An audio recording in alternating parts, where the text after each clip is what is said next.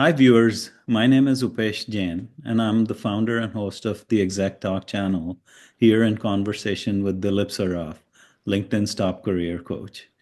We talk about a variety of topics that can benefit you in your professional and personal life. And we both wanted to talk about a topic that generally people forget. It's about finessing an interview.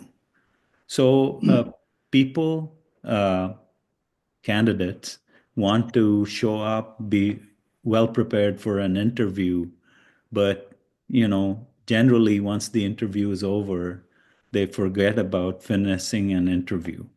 So Dilip, let's talk about this topic and ask the question: A, why is finessing an interview important? And B, what do you have to do to finesse an interview? Very good question.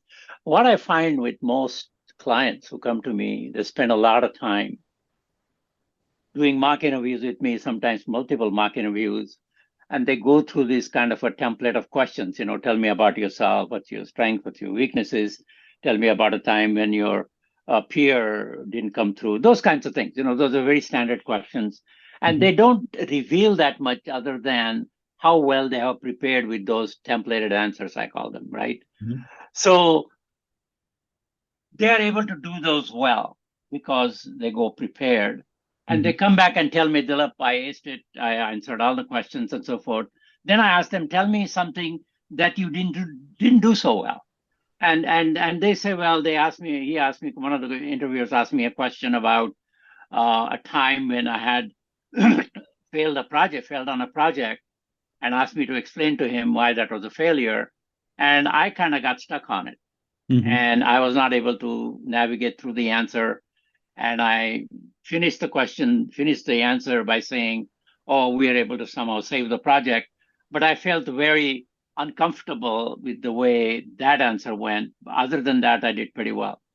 This is typical. It's not just that kind of question, but it could be any question. Tell me how this works, or tell me how that works. And they kind of bluff their way through it. And then they realize that they didn't do a good job. So, what they need to do is, regardless of how well they think they did, Mhm. they need to come back within 24 hours.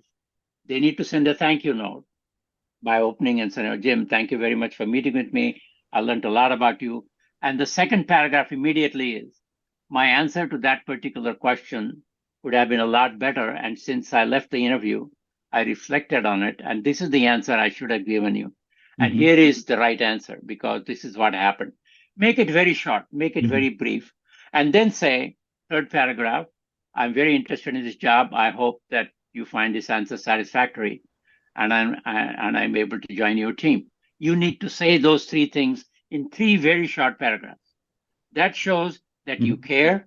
That Mhm. shows it matters to you how your Mhm. answers come across, and that you want to really join their team. Those Right. things are the remaining 5% that most people don't do Mhm. or don't do well. Mhm. And they wonder why I didn't get the job. I'm not saying that's a deal sealer. That's not what I'm saying. Mhm. But I've seen many cases where managers told me the person never said he's interested in the job, so we went on to the Mhm. next candidate. The Right. candidate never said he wants to join my team, so we went to the candidate who said, I really want to join you. You see what I'm saying?